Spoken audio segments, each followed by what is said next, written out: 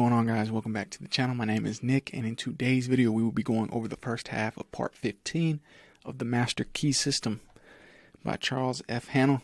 So as always, you guys know we go over questions and answers in these types of videos, so let's go over what we will be learning today, and then towards the end of the video, if you stay towards the end, we'll go over the answers to these questions. So what determines the degree of harmony which we attain? What do difficulties and obstacles indicate? How may these difficulties be avoided? What is the principle by which thought manifests itself in form? And how is the necessary material secured by which the growth, development, and maturity of the idea take form? So without further ado, we can go ahead and get into part 15 of the Master Key System, the first half of part 15. So we have a quote in the beginning. Thought, immaterial though it may be, is the matrix that shapes the issues of life. The mind has been active in all fields during this fruitful century, but it is to science we must look for the thoughts that have shaped all thinking. All right, so introduction to part 15. Experiments with parasites found on plants indicate that even the lowest order of life, is enabled to take advantage of natural law. This experiment was made by Jacques Locke, MD, PhD, a member of the Rockefeller Institute. In order to obtain the material, potted rose bushes are brought into a room and placed in front of a closed window. If the plants are allowed to dry out, the aphids or parasites, previously wingless, change to winged insects. After the metamorphosis, the animals leave the plants, fly to the window, then creep upward on the glass. It is evident that these tiny insects found that the plants on which they had been thriving were dead, and that they could therefore secure nothing more to eat and drink from this source. The only method by which they could save themselves from starvation was to grow temporary wings and fly, which they did. Experiments such as these indicate that omniscience as well as omnipotence is omnipresent, and that the tiniest living thing can take advantage of it in an emergency. Part 15 will tell you more about the law under which we live. It will explain that these laws operate to our advantage, that all conditions and experiences that come to us are for our benefit, that we gain strength in proportion to the effort expended, and that our happiness is best attained through a conscious cooperation with natural laws. Alright, so part 15, guys. The laws under which we live are designed solely for our advantage. These laws are immutable, and we cannot escape from their operation.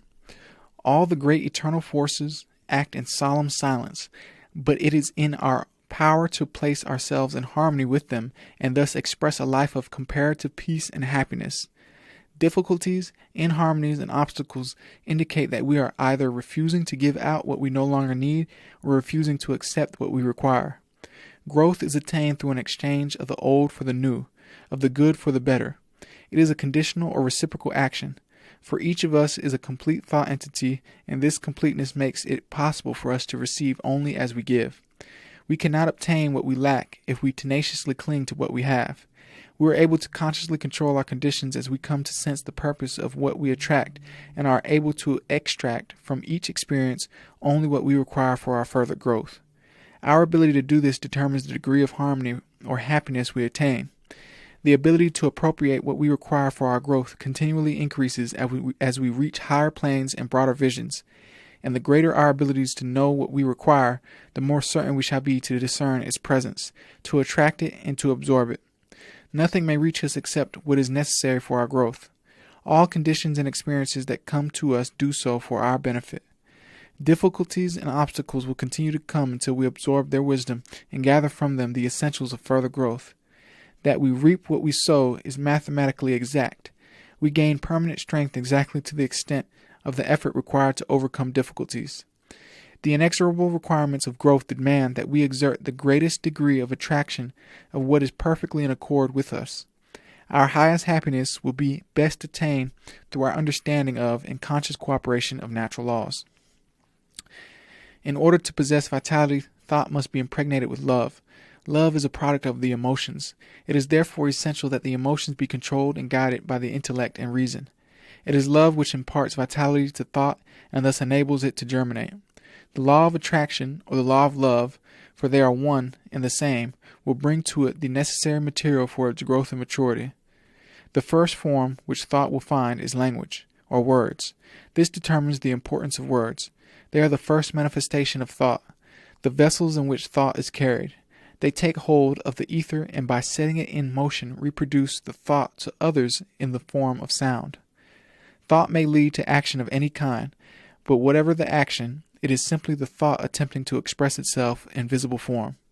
It is evident, therefore, that if we wish desirable conditions, we can afford to entertain only desirable thoughts. This leads to the inevitable conclusion that if we wish to express abundance in our lives, we can afford to think abundance only. And as words are only thoughts taking form, we must be especially careful to use nothing but constructive and harmonious language, which when finally crystallized into objective forms, will prove to our advantage. We cannot escape from the pictures we incessantly photograph on the mind, and this photography of erroneous conceptions is exactly what is being done by the use of words. When we use any form of language which is not identified with our welfare, we manifest more and more life as our thought becomes clarified and takes higher planes. This is obtained with greater facility as we use words, pictures that are clearly defined and relieved of the conceptions attached to them on lower planes of thought. It is with words that we must express our thoughts, and if we are to make use of higher forms of truth, we may use only such material as has been carefully and intelligently selected with this purpose in view. All right, guys, so that is the first half of part 15. So let's go ahead and get right into the answers to the questions. So, what determines the degree of harmony which we attain? Our ability to appropriate what we require for our growth from each experience. What do difficulties and obstacles indicate? That they are necessary for our wisdom and spiritual growth. How may these difficulties be avoided? By a conscious understanding of and cooperation with natural laws. And what is the principle by which thought manifests itself in form? The law of attraction. And how is the necessary material secured by which the growth, development, and maturity of the idea take form? The law of love, which is the creative principle of the universe, imparts vitality to the thought, and the law of attraction brings the necessary substance by the law of growth. All right, guys, so that is the end of the video. I want to thank you guys once again, as always, for sticking with me, watching, learning, reading with me.